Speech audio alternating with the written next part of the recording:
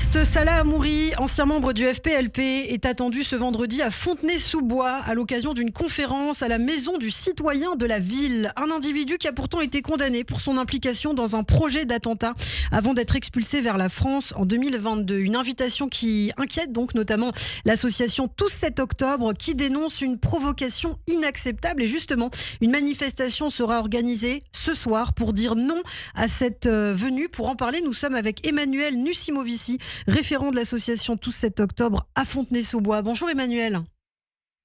Bonjour Ilana, merci de nous recevoir. Comme vous l'avez rappelé, c'est absolument inacceptable de recevoir un terroriste à Fontenay-sous-Bois. Je crois que c'est dangereux. Alors on va en parler.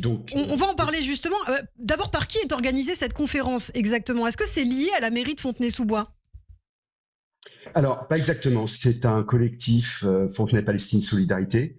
Le collectif Fontenay-Palestine Solidarité regroupe plusieurs associations, dont notamment l'AFPS, donc l'association France-Palestine Solidarité, qui, elle, est subventionnée par la mairie. Donc ça dépend pas de la mairie, mais ça fait partie des organismes qui touchent des subventions tous les mois de la mairie. Et sa section nord a pour siège justement la Maison du Citoyen, où a lieu cette conférence. Et donc l'association France-Palestine Solidarité qui s'est illustrée notamment pour ses activités en faveur du BDS et autres, oui. Et donc de façon permanente accueillie par la mairie de Fontenay-sous-Bois. Alors vous appelez à un rassemblement pacifique ce soir à 19h devant la Maison du Citoyen et de la vie associative. Pourquoi c'est important pour vous ? Pourquoi cette conférence de Salah Hamouri vous inquiète ? Alors, Salah Hamouri est un terroriste qui a été libéré dans le cadre des échanges avec Gilad Shalit.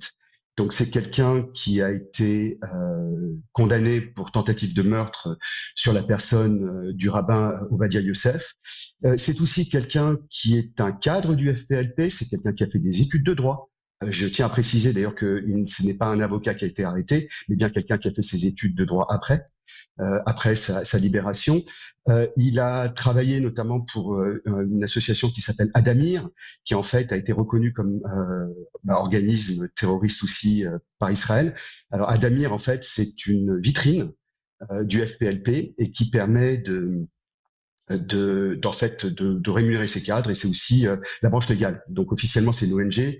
C'était une ONG qui défend les prisonniers palestiniens. Alors, par prisonniers, on veut dire essentiellement des terroristes.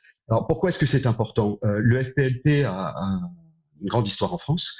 Ce sont les gens qui se sont rendus célèbres par des détournements d'avions, notamment la fameuse histoire Entebbe.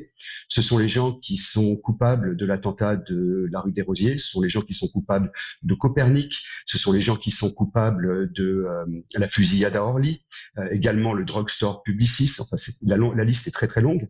Et récemment, le FPLP est une des organisations organisatrices et participatrices aux côtés du Hamas des massacres du 7 octobre.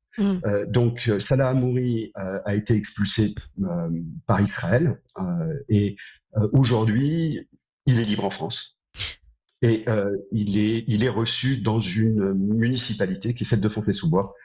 Et je trouve ça très dangereux pour lui. Alors, je crois que vous avez publié une lettre à destination du préfet du Val-de-Marne. Est-ce que vous avez eu une réponse ? Est-ce que vous avez contacté aussi peut-être le maire de Fontenay-sous-Bois ? Et est-ce que vous avez eu une réponse ? Oui, alors le préfet ne m'a pas encore répondu. Donc, je ne sais pas à ce jour si cette conférence va être maintenue. J'ai eu des échanges avec le chef de cabinet du maire de Fontenay-sous-Bois, des échanges par email. Qui, pour l'instant, a refusé de me recevoir. En revanche, on a eu quelques échanges par email. La position du maire est assez surprenante. En fait, ce que dit le maire, c'est qu'à partir du moment où cette conférence n'est pas illégale, il ne voit pas pourquoi il l'interdirait. Donc, le maire ne l'interdit pas. Lorsqu'on lui parle, il ne le soutient pas nécessairement non plus. Mais ce qui est surprenant, c'est le contexte, c'est-à-dire que ça arrive après de nombreux événements à Fontenay-sous-Bois.